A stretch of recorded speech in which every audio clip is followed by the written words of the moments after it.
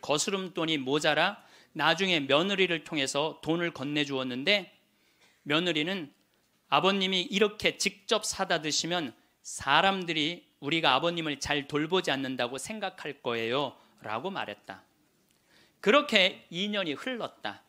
갈증이 나고 자주 오줌이 마려운 증세가 더 심해져 병원에 갔더니 당뇨병이라고 했다.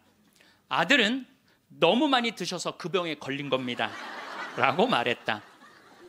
며칠 뒤 내 몸은 회복됐지만 마음은 뒤숭숭했다. 그러다 문득 마누라 장례식 때 보고 여태 만나지 못한 친구가 생각났다. 그때 친구는 장례식장에서 양로원 생활이 즐겁다고 했다. 같은 연배의 늙은이들과 산책도 하고 요리도 하고 밤 늦게까지 얘기도 나눈다며 만족한 표정을 지었다. 내가 들어갈 방도 있냐고 묻자 친구는 자네는 아들과 더불어 만년을 편안히 즐기게 라고 말했다. 여러분들, 늙어서요, 늙은 친구들하고 어울려서 노는 게 행복할 것 같아요? 나 쳐다보지도 않는 아들하고 사는 게 행복할 것 같아요? 여러분들 여기 지금 늙은 친구들하고 오신 분들 많죠? 네. 아들이 여기 와서 놀아줄 수 있어요? 못 놀아줘요? 못 놀아줘요. 그러니까 이 생각을 바꿔야 된다는 거예요. 그냥 돈을 꾸리고 아껴서 그 옆에 있는 소중한 친구하고 밥 한번 사 먹을 생각 안 하고 자식 뒷돈 대줄 생각만. 그 정신 나간 엄마 아빠들이라는 거예요. 그러면 나는 그 친구의 말에 공감했지만 이미 3년을 편안하게 보냈으니 그것으로 족하지 않는가. 나는 자리에서 일어나 주섬주섬 짐을 꾸렸다. 옛 친구들이 있는 곳으로 가기 위해. 제가 가끔 삼성 노블 카운티 또 유무상통 마을, 그야말로 돈이 있는 할머니 할아버지들 노인 요양시설에 가서 강의를 해요. 그분들 참 멋지게 살더라고요. 해주는 밥 딱딱 먹고 수영장 있고 삼성 노블 카운티는 골프 클럽도 있더라고. 같이 골프도 치러 다니고. 여러분들 다 하실 수 있어요. 뭐만 하면, 학원만 끊으면, 욕심만 버리면 여러분들 다 하실 수 있어요. 대한민국은요 지금 얼마든지 행복하게 살 수 있는 길이 있는데 이놈의 욕심이 지금 대한민국을 막고 있는 거예요. 그래서 늙어서 행복하게 살기 위해서는 첫 번째, 무조건 집을 나가라. 나이 먹어서 외롭지 않게 사는 방법은 일단 해만 뜨면 집을 나가야 돼요. 그리고 70, 80 넘어가고 집에 있는 게 아니에요. 일단 나가주는 게 예의라니까. 그냥 70, 80 넘어가고 그냥 하루 종일 그리고 앉아있으면요 며느리들 힘들어요. 며느리들만 힘들게 아니라 여러분들도 심심해서 죽는다는 거예요. 혼자 있는 고독이라는 게 참 무서워요. 우리나라 독거노인 숫자가 125만 명이나 돼요. 어떤 모양으로든 함께하는 방법을 찾아야 돼요. 가끔 1박 2일씩 사라져 주는 것도 예의야.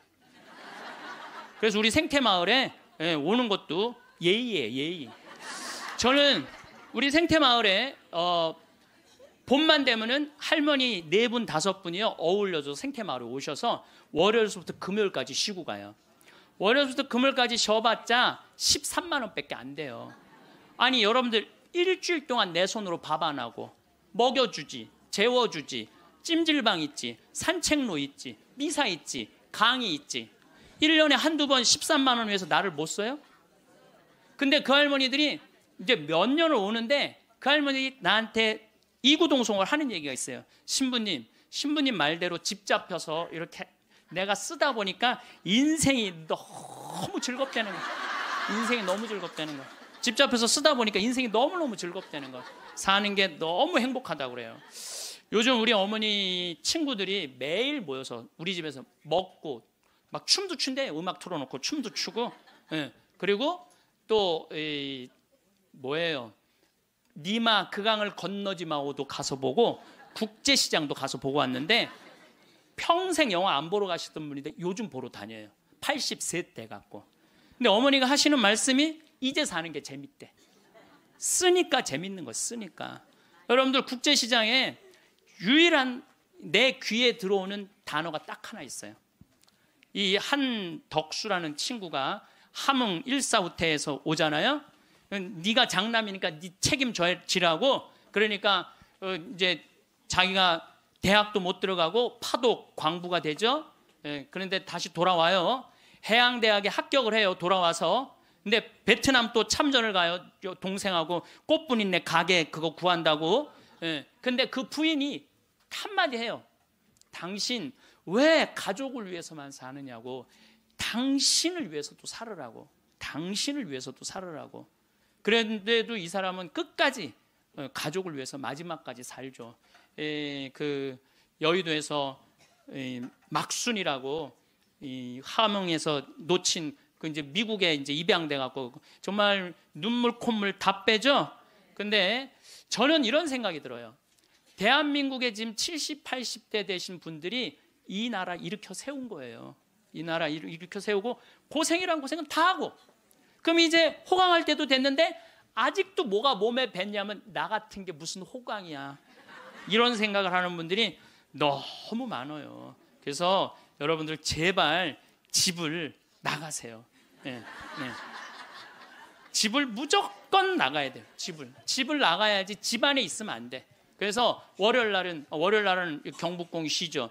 화요일 날은 경복궁, 수요일 날은 덕수궁, 목요일 날은 창덕궁, 금요일 날은 국립박물관, 토요일 날은 온양온천. 전철 공짜냐. 온양온천 갔다 오고, 일요일 날은 춘천 갔다 오고. 그렇게 계속 돌아다니는 거예요. 계속. 돈 하나도 안 들어요. 다 무료 입장이야. 다 무료 입장. 내가 말하는 데는 다 무료 입장이야. 그렇게 계속 돌아다니다 보면은요, 죽을 때 어떻게 죽는다고? 지쳐서 죽는다니까. 지쳐서. 죽을 때 지쳐서 죽어야 돼. 미국에서는 할머니, 할아버지들 사진을 찍어놔요. 사진을 찍어놓고 3개월 동안 뭐를 시키느냐 하면은 3개월 동안 뭐를 시키느냐 하면은 운동을 시켜요. 헬스도 하게 하고, 그 다음에 파티도 하게 하고, 럭비도 하게 하고. 그렇게 3개월 동안, 그 3개월 후에 다시 사진을 찍어요. 그랬더니 3개월 전에 찍은 사진보다 3개월 후에 찍은 사진이 훨씬 젊게 보이더라 이거예요. 사람은요, 어떤 마음을 가지고 사느냐에 따라서 생김새도 달라진다는 거예요. 나는 늙었어, 난 이제 죽을 거야, 죽을 날만 계속 기다리고 있잖아요. 그러면 그냥 죽는 거예요. 그 우리나라 그 의사 선생님들이 100살 넘은 분들한테 문의를 했어요. 손수건 있어요. 걱정하지 마세요. 여러분들이 너무 많아갖고 지금 더워서.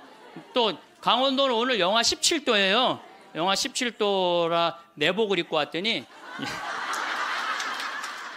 우리는 내복을 안 입으면은 추워서 못 살아요. 어쨌거나 100살 넘은 분들한테 물어봤어요. 이렇게 100살까지 어떻게 건강하게 사느냐고.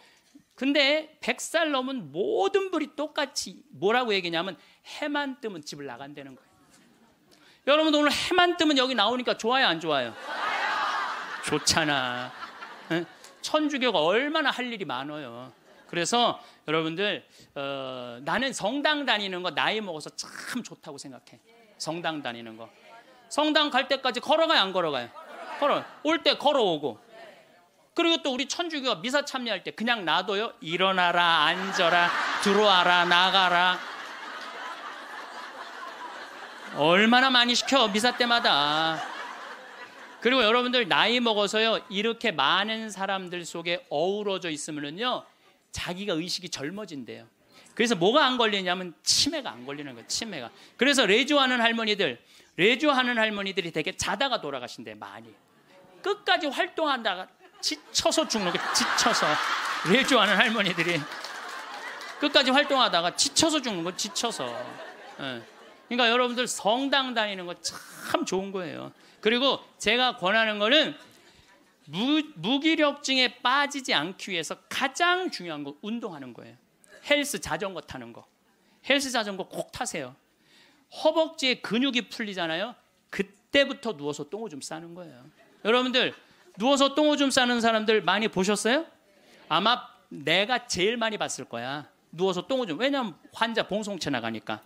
그러면요, 한 5년 10년 누워서 똥오줌 싸는 집에 들어가잖아요.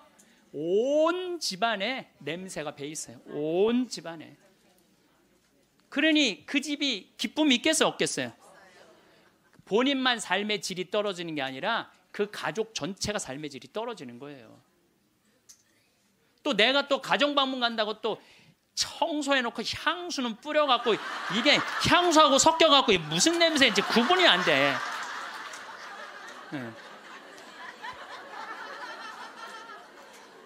여러분들 나이 먹어갖고 미국은요, 제가 이거 여러 번 봤어요. 미국은요 90살이 넘어서 다리가 풀려갖고 거동을 못하는 분들한테 의사가 약 처방 안 해요.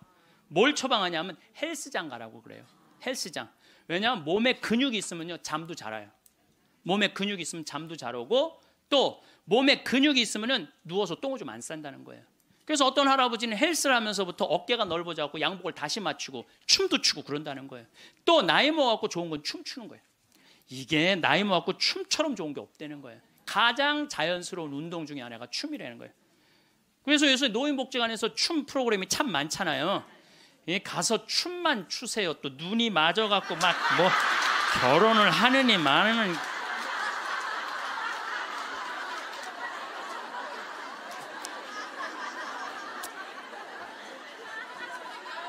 돈 쓰는 거 아깝다고 72%의 돈 쓰는 거 아깝다고 72%의 할머니 할아버지들이 아무것도 안 해서 집에만 있는다는 거야. 우리나라에 지금 72%의 할머니 할아버지들이 돈 쓰는 거 무섭고 아깝다고 아무것도 안 하고 집에서 있는다는 거예요. 그런데 이 중에 45%는 극빈자예요. 극빈자라고 그러는 거는 정말 어려운 분들이, 우리나라 OECD 국가 중에 노인 가장 가난한 나라가 우리나라예요. 이것도 참 슬픈 일이에요. 왜냐하면 우리나라가 정말 잘 사는 나라거든요. 여러분들 우리나라 잘 사는 나라인지 모르세요? 알죠? 잘 살아요. 이번에도 뭐 1조 1000억 달러를 달성하고 무역 흑자 500억 달러가 넘는 나라예요. 그런데 노인들은 OECD 국가 중에 가장 가난해. 이게 참 슬픈 일이에요. 근데 어쨌든 45%는 정말 쓸 돈이 없는 할머니 할아버지들이에요. 그런데 나머지 27%는 돈 쓰는 게 아까워서 못 쓰는 분들이에요. 27%는 여러분들이 여가 활동도 하지 않고 27%의 할머니들 아무것도 안 하면 이 할머니들이 뭐 하는 거냐면 나중에 누워서 똥을 좀 싸는 거예요. 여러분들 이 돈 간병인 병원비로 다 씁니다. 안 쓰는 거. 한국인이 평생 살면서 남성이 의료비로 얼마를 쓰냐면 7,400만 원을 쓴대요. 여성이 몇 퍼센트를 쓰냐면 8,700만 원을 쓴대. 여성이. 그러니까 여자들이 남자보다 1,300만 원을 더 쓰는 거예요. 그런데 왜 더 쓰느냐 하면은 오래 살아서 더 쓰는 거예요. 똑똑하시네.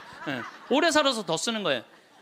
그런데 4,300만 원, 65세 이상이 8,700만 원 중에 4,300만 원을 65세 이상 쓴다는 거예요. 그러니까 늙어서 병원비를 다 쓰는 거야. 늙어서 병원비를 다 쓰는 거야. 이 돈, 내가 보긴 이 돈 4,300만 원 가지고 수영장 다니고 헬스장 다니고 놀러 다니는 대로 쓰고, 그런 분들 돌아가실 때 그냥 지쳐서 죽는 거예요. 여러분들 운동 헬스장 요즘 7만 원 내지 8만 원 해요. 그럼 그 헬스장만 다녀도요 50년 다닐 수 있어요. 50년.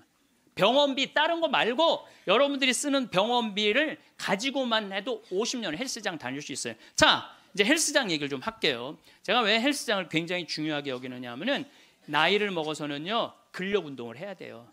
40살이 넘어서부터 몸에서 1%씩 근육이 빠져나가요. 1%씩 근육이 빠져나가면은 80살 되면 거의 다 빠져나가는 거예요. 그럼 뭐만 남아? 뼈만 남는 거예요. 뼈만 남으면 그 다음 뭐 하는 거야? 눕는 거예요. 그래서 그 근육을 보충해 주려면 고기도 일주일에 한 번은 먹어야 되고, 또 헬스장. 자, 신부님 저 돈이 하나도 없어요. 신부님은 맨날 돈 있는 사람 얘기만 해요. 여러분들 우리 평창은요, 평창 종합운동장에 건강증진센터가 있는데, 헬스장이 있는데 무료예요. 무료. 이게 우리 평창만 무료가 아니라 여러분들 주위에 무료 헬스장 널려 있어요. 그러면은 아침에 나가갖고 헬스장 가면은요 젊은 사람도 구경할 수 있고, 내 몸에 맞게만 하면은요 1시간, 2시간 얼마든지 시간 보낼 수 있어요. 그 옆에 목욕탕 딸려 있으면 목욕탕. 그리고 저녁에 집에 들어오면은요 자지 말라 그래도 쓰러져서 자요. 네, 자지 말라 그래도 쓰러져서 자요. 근데 문제는 뭐냐면은 할머니들 중에 이런 분들이, 신부님 나이를 먹으니까 잠이 안 와. 잠이 안 와. 이런 분들은 왜 잠이 안 오냐면 하루 종일 소파에 앉아갖고 여러분들 누워서 똥오줌 싸는 아버지를 모시면서 어떤 분이 일기를 썼어요. 극히 일부만 제가 옮겨놓을게요. 이 참 내용이 참 가슴이 참 짠해요. 이 더 기가 막힌 내용도 있는데 내가 이 방송이라 정말로 정말 우리들이 들을 만한 객관적인 내용만 쓴 거예요. 어제는 불효를 했다. 기저귀 찬 채로 거실로 나가려는 아버지와 어머니의 실랑이가 벌어지고 급기야는 누워서 발길질하는 아버지의 폭력으로부터 어머니가 먼저 돌아가실 지경에 이르렀다. 여러분들 마지막에 똥오줌 싸고 이런 분들, 치매에 걸린 분들은요, 막 뱀이 막 기어간대요. 천장에 뱀이 기어가고 천장이 막 무너지는 것 같고 극도의 공포에 사로잡힌대요. 그러니까 치매 걸리는 게 진짜 똥오줌 싸는 것보다 더 무서운 게 뭐예요? 치매 걸리는 거예요. 근데 진짜 무서운 건 치매에 걸려갖고 똥오줌 싸는 거예요. 치매에 걸려갖고. 그리고 집 나가갖고 치매 걸리는 부모님 잃어버리면은 자식들이 또 얼마나 애가 타요. 그리고 막 집기 다 망가뜨려 놓고. 참 이런 못할 짓을, 이게 이유가 딱 한 가지라니까요. 안 죽어서 생기는 일이에요. 안 죽어서. 자, 여기 그러니까 이 할아버지가 이제 할머니를 막 때렸나 봐요. 밤이면 더욱 기승을 부리는 망령. 이미 아버지의 영혼의 절반은 잡기에게 농락당하는 처지에 이른 것이니 이 집안을 어찌할꼬. 부처님께 3배 후, 불교 신자예요. 부처님께 3배 후 죽비를 들어 아버지 양쪽 발바닥을 호되게 내리쳤다. 여러분들 늙으면 자식이 부모 때린다는 얘기 많이 들었죠? 때릴 수밖에 없대요. 때릴 수밖에 없대요. 때려야지 컨트롤이 되니까. 하늘은 어찌 나를 이토록 침통하게 만드는 것일까? 아버지가 돌아가셨다. 염을 할 때 무릎 꿇고 용서를 빌었다. 잘못했습니다. 용서해 주세요. 용서해 주세요. 수도 없이 눈물로 용서를 빌었다. 그러니까 제 생각에는 자식들한테 이런 고통 주기 싫으면은 자기 인생은 누가 책임지는 거야? 자기가 책임져야 돼. 나이 들어 자식에게 의존하라는 마음 자체를 없애야 돼요. 끝까지 내 힘으로 화장실 가고 돌아다닐 수 있을 때까지 돌아다니라는 거예요. 저는 지난 가을에 우리 어머니 아버지가 우리 생태마을에 오래간만에 오셨어요. 근데 아버지가 주치를 참 잘 캐요. 아버지 산삼도 잘 캐지만 주치, 3대 명약이 있다고 그러잖아요. 산삼, 주치, 동충하초. 근데 우리 아버지는 산삼도 캐서 나 먹이고 동충하초도 주치도 캐서 먹여요. 그러니까 우리 아버지가 가을 내내 산에 다니면서 주치를 캤어요. 인터넷 가서 찾아보세요. 네. 그게 우리 보통 서민들이 먹는 산삼만큼 좋은 약이라고 그래요.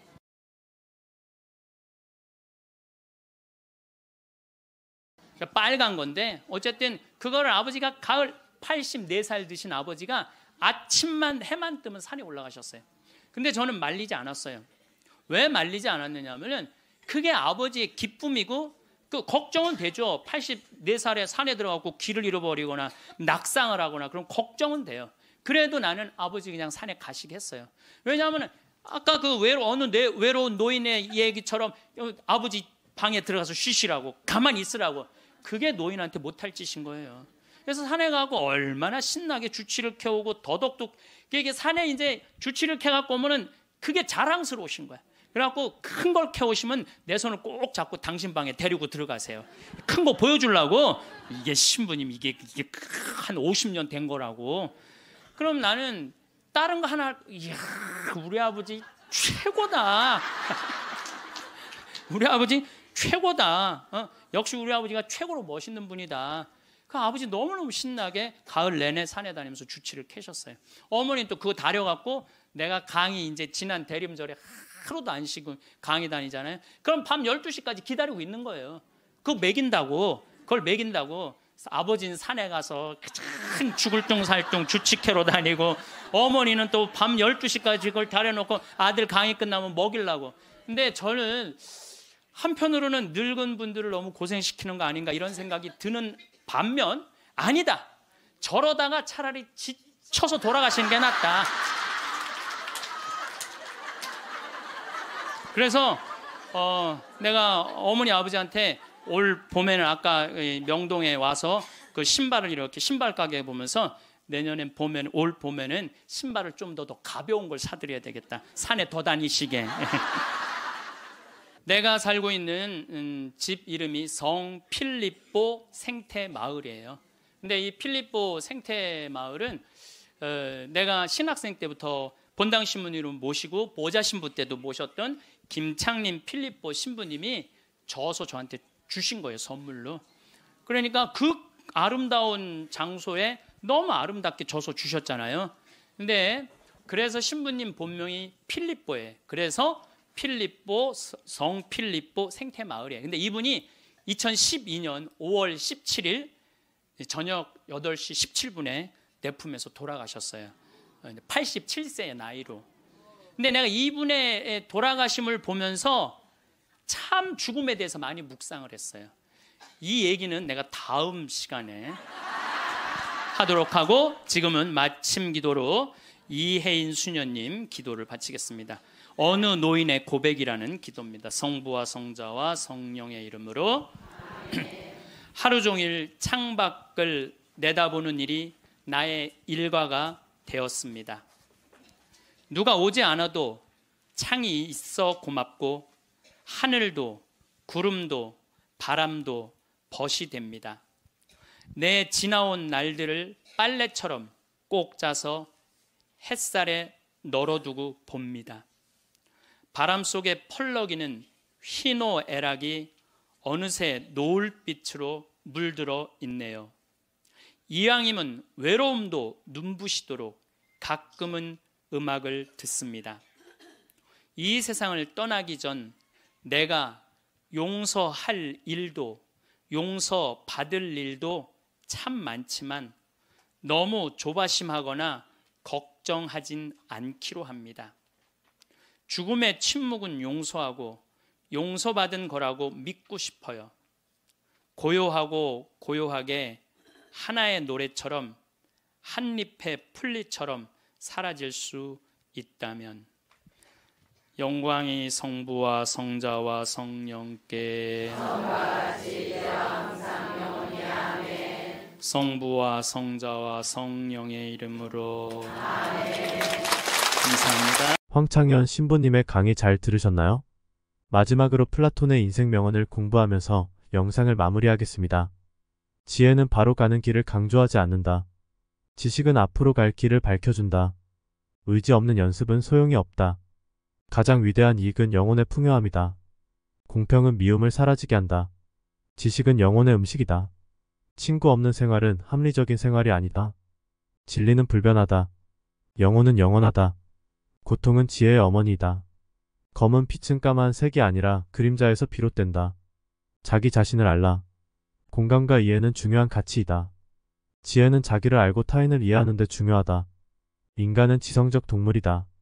진리를 찾기 시작한 자는 세상의 어둠을 떠난다. 삶은 짧고 예술은 길다. 삶은 짧고 예술은 길다. 행복은 내 안에 있다. 오늘은 어제보다 나은 날이다. 당신의 삶을 좋아하십시오. 희망 없는 곳에 빛을 비추어라. 인생은 무엇이든 그것에 대한 선택이다. 자신을 알라. 내일에 대한 가장 좋은 준비는 오늘의 최선을 다하는 것이다.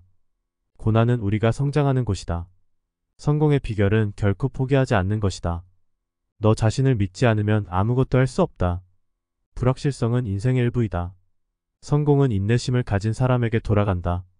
바다의 모든 물방울이 되지 않아도 물방울처럼 내가 변할 수 있다.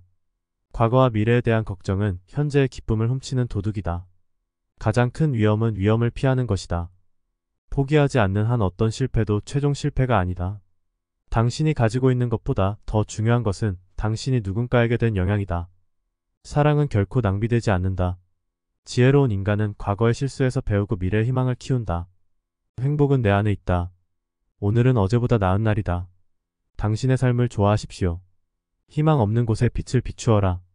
인생은 무엇이든 그것에 대한 선택이다. 자신을 알라. 내일에 대한 가장 좋은 준비는 오늘의 최선을 다하는 것이다. 고난은 우리가 성장하는 곳이다. 성공의 비결은 결코 포기하지 않는 것이다. 너 자신을 믿지 않으면 아무것도 할 수 없다. 불확실성은 인생의 일부이다. 성공은 인내심을 가진 사람에게 돌아간다. 바다의 모든 물방울이 되지 않아도 물방울처럼 내가 변할 수 있다. 과거와 미래에 대한 걱정은 현재의 기쁨을 훔치는 도둑이다. 가장 큰 위험은 위험을 피하는 것이다. 포기하지 않는 한 어떤 실패도 최종 실패가 아니다. 당신이 가지고 있는 것보다 더 중요한 것은 당신이 누군가에게 된 영향이다. 사랑은 결코 낭비되지 않는다. 지혜로운 인간은 과거의 실수에서 배우고 미래의 희망을 키운다. 가장 큰 성공은 일반적인 것에서 나온다. 변화는 생존의 법칙이다. 인생은 역경을 극복하는 과정이다. 낙관주의는 문제의 절반을 해결한다. 언제나 감사하며 살자. 위대한 것을 이루려면 위대한 꿈을 꾸어야 한다. 실패는 성공의 어머니이다. 희망은 어떤 어려움이든 극복하는 힘이다. 인생의 비밀은 당신이 무엇을 기대하느냐에 달려있다. 인생은 희망과 역경의 연속이다. 지식의 행복은 형식의 이해에 의해 찾아진다. 마음의 빛은 인간을 진리로 인도한다. 지혜로운 자는 항상 삶을 개선하려고 노력한다. 자기를 알고자 하는 노력은 지혜의 시작이다. 이성은 우리를 지혜로운 행동으로 이끈다. 마음을 정화시키는 것이 인간의 의무이다. 고통과 어려움은 영혼을 강화시킨다. 자기 통제는 마음의 가장 큰 부의 한 부분이다. 마음에 깨끗한 흠이 없어야 한다. 진리를 찾을 때 실제와 형식의 차이를 이해해야 한다. 천국은 지혜로운 인간의 영원한 집이다. 생각과 언어는 인간을 구별짓는 특징이다. 행복은 영혼의 덕을 통해 찾아진다. 인간은 자연적으로 정의를 사랑한다. 현실은 형식의 미미한 투영이다. 영혼은 죽지 않으며 죽음은 그저 몸의 해방이다. 자유는 법과 질서에 의해 보호되어야 한다. 진리를 따르라. 그리고 진리는 자유를 가져다 줄 것이다. 고통은 죽음을 통해 끝난다. 믿음은 지식의 출발점이다. 자유는 정의와 함께 산다. 영혼의 성장은 인생의 목적 중 하나이다. 생각과 언어는 우리의 존재를 형성한다. 자기 통제는 영혼의 질서를 만든다. 지혜로운 자는 사회의 향상을 추구한다. 영혼은 물질적인 것을 뛰어넘는다. 진리를 얻기 위해 항상 의문을 제기하라. 신념은 행동의 원동력이다. 자유는 자기 통제의 결과이다. 정치는 곧 윤리이다. 우리는 궁극적인 선에 대한 약간의 이해만을 가지고 태어납니다. 자유는 조화와 균형에서 비롯한다. 지혜로운 사람은 무엇이 옳고 그른지 안다. 자유는 허락과 제한의 행복한 결합이다. 마음의 평화는 가장 큰 부의 한 형태이다. 정의는 개별과 일반, 실제와 형식의 조화이다. 자유의 핵심은 자기 통제이다. 사랑은 영혼을 높이는 힘이다. 선한 정부는 철학자 왕자들에 의해 이끌어져야 한다. 미덕은 행복의 첫 번째 단계이자 마지막 단계이다. 자유는 외부의 투쟁이 아니라 내부의 조절에서 나온다. 생각은 영혼의 말이다. 신뢰가 기반 없이는 아무것도 성립하지 않는다. 영혼의 건강은 몸의 건강과 더불어 중요하다. 철학은 죽음을 연구하는 것이 아니라 올바른 삶을 연구하는 것이다. 영혼은 영원하다. 생각 없이 사는 것은 동물과 같다. 공정함은 우리의 목적을 달성하는 데 필수적이다. 지혜는 모든 미덕의 어머니이다. 신념은 약한 자의 지혜이다. 인간은 사회적 동물이다. 내면의 풍부함은 외부의 부의 기반이다. 지혜로운 자는 스스로를 아는 자이다. 약자는 항상 강자의 무엇이나 믿는다. 인생은 영원한 학습의 여정이다. 자기를 알라는 명령은 가장 중요한 것 중 하나이다. 영혼은 자신을 의식한다. 사랑은 영혼을 부유하게 만든다. 어리석음은 영혼의 병이다. 마음의 평화는 가장 큰 부자이다. 사랑은 우리를 신들처럼 만든다. 영혼은 육체를 지배한다. 미덕은 행복의 기반이다. 지식은 힘의 원천이다. 무지함은 패단의 어머니이다. 참된 친구는 마음과 영혼을 통해 연결된다. 선한 정부는 철학자들의 손에 있다. 불평은 몸에 해를 끼친다. 아름다움은 진리와 참된 선을 향해 발달한다. 자기 통제가 자유의 첫걸음이다. 이성과 감정은 균형을 이루어야 한다. 진리를 찾으려면 의문을 제기하라. 내면의 성장은 외면의 성공과 결합된다. 믿음은 지식의 출발점이다.